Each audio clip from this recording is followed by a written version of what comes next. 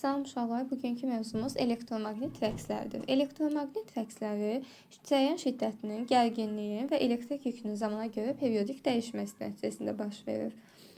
Burada biz sadə formada sadə rəqs konturunu görə bilərik. Sadə rəqs konturu nədən ibarətdir? Sadə rəqs konturu ibarətdir sarğacdan və kondensatordan. Burada isə bizim mənbəmiz var. Müsbətdən başlayır, mənfidə bitir.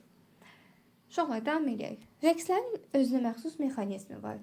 Burada heç bir çətinlik yoxdur. Ən önəmli məsələmiz nədir?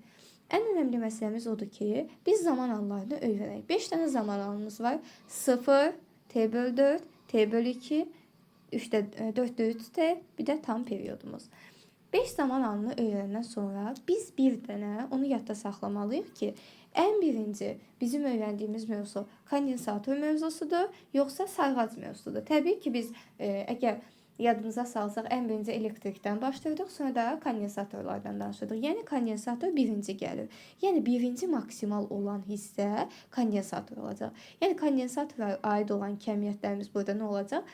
Maksimal olacaq. Bəs sarğaca aid olan kəmiyyətlərimiz necə olacaq? 0 olacaq. Daha sonra belə sırası ilə davam edir. Ən birinci kondensator maksimal idisə, ikinci halda nə olacaq? Sarğac maksimum olacaq. Üçüncü halda yenə kondensator maksimum olacaq. Sonra yenə sarğac maksimum olur. Daha sonra yenə də kondensator. Yəni ən birinci kondensatordan başlayırıq. Kondensator zamanın 0 anında, 2/1 anında, bir də tam periyodda maksimum olur. Maqnit isə onun əksinə ikinci və daha doğrusu dördüncü zaman anlarında, yəni t/4 və 4/3t'də maksimum ola bilir. Ya sadəcə bir dənə dediyim kimi bu sıralamanı öyrənsəz, qalan hamısı zaten oradan çıxarılır. Bir dənə də xüsusi qeydimiz var ki, zamanın 8/1 anı. Uşaqlar, onu qeyd edeyim ki, biz zamanın 5 dənə anını öyrəndik burada. 0, 4/1, 2/1, 4/3t. Yəni bunu belə yadda saxlayın. Biz çevrədə, necə ki, adi halda çevrədə biz nə öyrənirdik? Tam periyoda baxırdıq, 4/1-ə baxırdıq, 2/1-ə baxırdıq, 4/3-ə baxırdıq, bir də tam periyoda baxırdıq. Yenə 0-dan başlamışdıq. Yəni 5 dənə zaman anına baxırdıq. 0-dan tam periyod üst-üstə düşdüyü üçün 4 dənə burada işarə göstərdim. Amma uşaqlar, yəni burada da eyni şəkildə davam edəcəyik. Amma məsələ nədən ibarətdir? T bölünsün 8-i, yəni gətirib bunların arasına daxil eləməyin. Deməyin ki, ay müəllim, bəs t/8-də hansı 0 olur?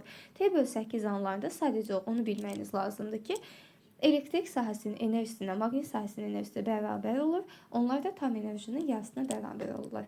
Bu qədər. Bunların hər birinin özünə məxsus qrafikləri var. Biz bilirik ki, uşaqlar, yenə də bayaqki söhbətə qayıdırıq. Yenə də eyni yol izləyəcəyik. Dedik ki, birinci kondensator başlayırdı, sonra da ondan sonra maqnit gəlirdi. Ən birinci kondensator maksimum oldu, sonra maqnit, düzdür. İndi də baxın, fikir verin uşaqlar. Ən birinci başlayacaqsınız kondensatora aid olan kəmiyyətlərdən. Görürsünüz, yük və gərginlik. Ondan sonra nə gəlir? Sarğaca aid olan kəmiyyətlər, cəryan şiddəti və fi, yəni maqnit seli. Uşaqlar, nəyə diqqət edirik? Baxın, Q-nun qrafiki necədirsə, I ondan sonra gələcək. Yəni Q-dən sonra pi/2 qədər məsafədə əgər mən bir dənə düz xətt endirsəm, bu olacaq. Əgər bu tərəfi nəzərə almasaq, bu bizim olacaq nə? I-nin zamanasılı qrafiki. Həqiqətən də uşaqlar fikir verin. I-nin zamanasılı qrafiki digər tərəfə baxmasaq, baxın bu şəkildə oldu. I-nin özünə məxsus düsturu da var ki, I maksimal bərabərdir. Omega vurulsun, Q maksimal. Bu düsturu mütləq şəkildə öyrənmək lazımdır. Omeganın yerinə bəzən biz 2pi bölünsün T düsturundan, bəzən də 2pi düsturundan da istifadə eləmək mümkündür. Və yaxud da 1 bölünsün kök altında LC düsturunda yaza bilərik. Yəni, heç bir problem yoxdur. Sadəcə o düsturu yaxşı öyrənmək lazımdır. Çünki buna aid suallar çoxlu düşür. Uşaqlar, dediyim kimi, necə ki Q-də bir addım sağa sürüşdü. Eyni şəkildə U-da da eyni formada olacaq. Əgər mən U-dan sonra pi bölünsün 2 qədər məsafədən əgər mən qrafik çəksəm, bu olacaq bizim fiimiz. Həqiqətən də baxın uşaqlar, fiimiz bu şəkildə başlayacaq. Gəlin onu da isbat edək, görürsünüz. Bax, eyni qrafik oldu. Sadəcə pi/2 qədər sağa doğru sürüşdürdüm. Həmişə nəyi sağa sürüşdürürük? Birinci başlayan Q ilə U olur. Çünki kondensatora ən birinci keçmişdik. Daha sonra ondan sonra nələr gəlirdi bəs? Ondan sonra I ilə F gəlirdi. Yəni onlar maqnitosayla aiddir. Onlar daha sonra gəlir. Uşaqlar, eyni şəkildə kondensatorun enerjisi daha böyük olar, maksimal olar, görürsünüz. Bəs maqnit sahəsinin enerjisi necə olur? Maqnit sahəsinin enerjisi isə, bax buradan yenə də eyni şəkildə çəkirik. Maqnit sahəsinin enerjisi artıq sıfırdan başlayır. Uşaqlar, bir dənə onu diqqətə yetirək ki, burada qətiyyən çaşmaq olmaz. Yadda saxlayın. Enerji W ilə dışarı oluna bilər, fərqi yoxdur. Yenə dışarı oluna bilər. Amma bir onu bilin ki, enerji T oxundan aşağı düşə bilməz. Enerjinin T oxundan aşağı düşmə halı yoxdur. Çünki enerjimiz mənfi ola bilməz. Tam enerji soruşsa, tam enerjimiz sabit qalar. O öz yerində.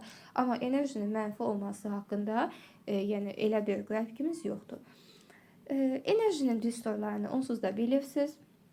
Amma bu enerji düsturlarını toplayanda bizə tam enerjini verəcək. Tam enerjini bəzən maksimaldan dışarı eləyirlər. Məsələn, W tam bərabərdir. Fi maksimal, I maksimal bölünsün 2 və s. və ilaxır.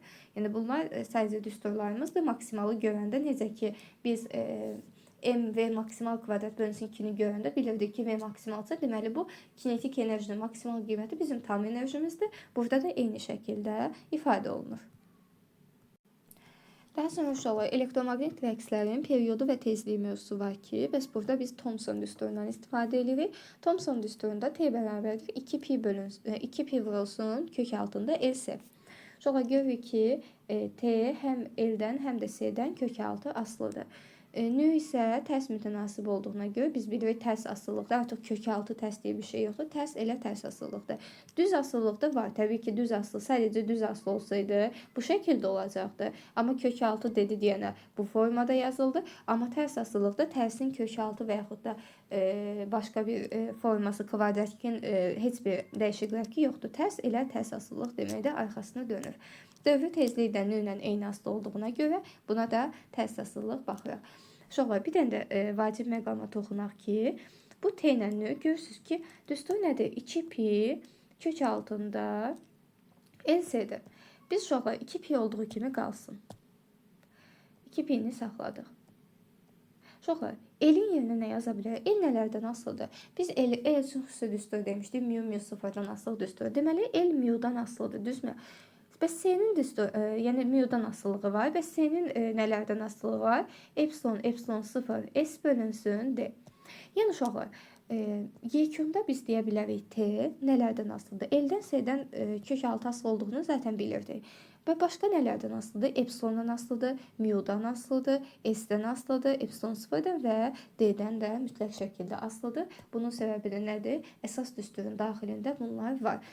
Bəs digər ifadələr baxsaq, Q-dən asılı deyil, Q maksimaldan asılı deyil, U-dan U maksimaldan asılı deyil, Fi-dən Fi maksimaldan və yaxud da I-dən I maksimaldan. Bunların heç birindən asılı deyil. Yəni gətirib əlavə düsturda yerinə qoyub, bəs nə oldu, bu asılı oldu deyə bir şey yoxdur, qətiyyən. Sadəcə olaraq L-dən C-dən və L-in və C-nin daxil olduğu, yəni L-in və C-nin asılı olduğu kəmiyyətlərdən asılıdır. Başqa heçindən asılı deyil. Uşaqlar, rezonans hadisəsini biz bilirik ki, rezonans hadisəsi bax bu hissədə baş verirdi və buradakı biz omeqadan istifadə edirik. Mütləq şəkildə yuxarı getdikcə də rezonansımızın qiyməti artacaqdır. Omeqanı da biz bilirik, əgər burada versə, bizim düsturumuz 1 bölünsün kök altında LC-dən istifadə edib nə istəyirsə buradan tapa bilərik.